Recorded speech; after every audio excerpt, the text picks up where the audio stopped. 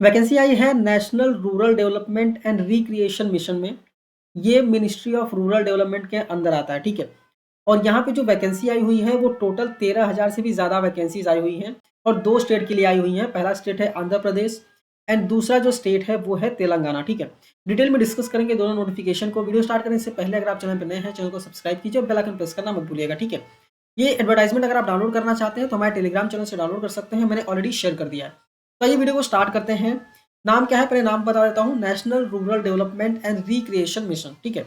अभी यहाँ पे पहले पोजीशन बताया गया है, उसके बाद ईयर बताया गया है, ठीक है, एज लिमिट, इसके बाद बताया गया है लेवल क्या है और नंबर ऑफ पोस्ट कितने हैं और क्वालिफिकेशन कितना है, सैलरी कितनी मिलेगी ग्रॉस, ठीक है। तो पहला पोजीशन है डिस्ट्रिक्ट प्रोजेक्ट ऑफिसर, 23 से 43 साल एज है, ठीक है।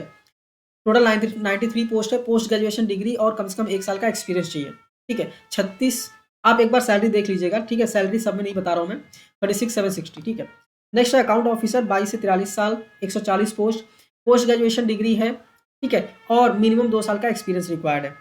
फिर है टेक्निकल असिस्टेंट, 21 से 43 साल, 198 वैकेंसी है, इसमें भी ग्रेजुएशन रिक्वायर्ड है या फिर डिप्लोमा होल्डर होना चाहिए, एटलीस्ट 6 महीने का और DGCA सर्टिफिकेट होना चाहिए, DCA सर्टिफिकेट होना चाहिए और कम से कम 1 साल का एक्सपीरियंस चाहिए।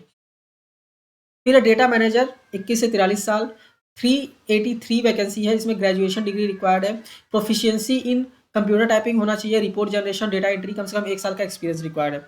फिर है MIS मैनेजर, जिसमें 21 से 43 साल है, 626 वैकेंसी है और इसमें क्वालिफिकेशन है candidate with graduate degree, proficiency in computer typing, report generation and data entry, 1 साल का यहाँ पे भी एक्सपीरियंस रिक्वायर्ड है, एटलीस्ट 1 ईयर, ठीक है।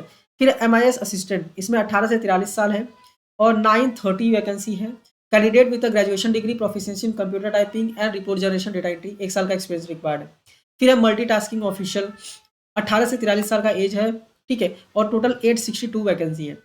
इसमें कैंडिडेट के पास वापस सेम ग्रेजुएशन डिग्री होनी चाहिए, ग्रेजुएशन डिग्री फ्रेश और एक्सपीरियंस और 10+3 या फिर 10+2 क्वालिफिकेशन होना चाहिए अलॉन्ग विथ 2 साल का एक्सपीरियंस, ठीक है। फिर है कंप्यूटर ऑपरेटर, इसमें 18 से 43 साल का एज है और यहाँ पे टोटल 1290 वैकेंसी है।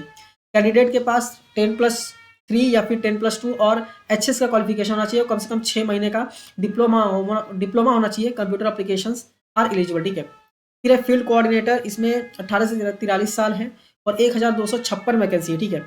यहाँ पे भी सेम क्वालिफिकेशन दिया गया है, 10+3 या फिर 10+2 या फिर HS होना चाहिए, ठीक है। इसका नॉलेज होना चाहिए कंप्यूटर एप्लीकेशन का। फिर है फैसिलिटेटर, इसमें 18 से 43 साल है और 1103 वैकेंसी है और यहाँ पे 10+3 क्वालिफिकेशन चाहिए या फिर 10+2 क्वालिफिकेशन और 1 साल का एक्सपीरियंस, ठीक है।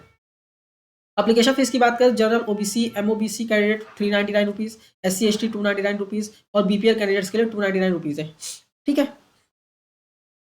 स्क्रॉल डाउन करके नीचे आएंगे तो यहाँ पे बोला गया है कि सिर्फ ऑनलाइन एप्लीकेशन ही आपको करना है, ठीक है।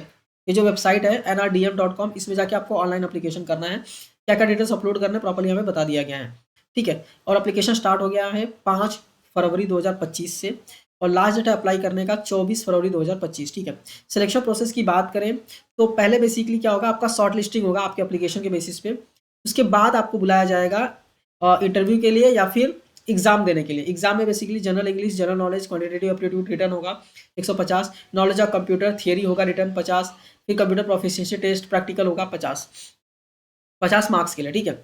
इसका स्क्रॉल डाउन करके नीचे जाएंगे तो जो भी डिटेल्स है सारे कंपनी की वेबसाइट जो है ना वहाँ पे ही आपको अपडेट करने को मिलेंगे, मतलब वहाँ पे भी अपडेट होंगे तो आपको वहीं पे चेक करना है, ठीक है। इसके बाद ये बोला गया है कि जो शॉर्ट लिस्टेड कैंडिडेट है अगर उनको रिटर्न टेस्ट या फिर इंटरव्यू के लिए बुलाया जाता है तो कोई भी TADA नहीं दिया जाएगा, ठीक है। तो उम्मीद करता हूँ प्रॉपर्ली ये आपको समझ में आ गया होगा। फिर भी अगर आप अप्लाई कर रहे हैं तो एक बार इसको रीड अच्छे से कीजिएगा। वापस दूसरा नोटिफिकेशन ओपन करते हैं जो तेलंगाना के लिए है। इसमें भी सेम बताया गया, डिस्ट्रिक्ट प्रोजेक्ट ऑफिसर के लिए 93 वैकेंसी है, अकाउंट ऑफिसर के लिए 140, टेक्निकल असिस्टेंट के लिए 198। जो रिक्वायरमेंट बताई गई थी सेम रिक्वायरमेंट इसमें भी है क्वालिफिकेशन की। Data manager 383, MIS manager 626 vacancy, MIS assistant 930 vacancy है। फिर है मल्टीटास्किंग ऑफिशियल 862 वैकेंसीज है, ठीक है। 1290 कंप्यूटर ऑपरेटर के लिए, फील्ड कोऑर्डिनेटर के लिए 1256 और फैसिलिटेटर के लिए 1103, ठीक है। सेम वैकेंसी है। यहाँ पे फीस स्ट्रक्चर भी सेम बताया गया है, सिलेक्शन का प्रोसेस भी सेम बताया गया है और लास्ट डेट भी अप्लाई करने के लिए जो है वो सेम ही बताया गया है, ठीक है। तो इसको भी आप अच्छे से रीड कर लीजिएगा। अगर आप तेलंगाना के लिए बेसिकली अप्लाई कर रहे हैं स्टेट के लिए तो आप ये रीड कर लीजिएगा और अगर आप आंध्र प्रदेश के लिए कर रहे हो तो आप ये रीड कर सकते हो, कोई दिक्कत नहीं है, ठीक है। तो उम्मीद करता हूँ प्रॉपर्ली आपको समझ में आ गया होगा। और अप्लाई कर रहे हैं तो एक बार इसको डाउनलोड करके रीड करना है, उसके बाद ही आपको अप्लाई करना है। दोनों पीडीएफ मैंने मेरे टेलीग्राम चैनल पे शेयर कर दिया है, आप वहाँ से जाके आसानी से डाउनलोड कर सकते हैं, ठीक है। और टेलीग्राम चैनल ज्वाइन कर लीजिएगा, क्योंकि वहाँ पे हम सारे पीडीएफ शेयर करते रहते हैं। तो मिलते हैं नेक्स्ट वीडियो में। Thank you for watching and all the best.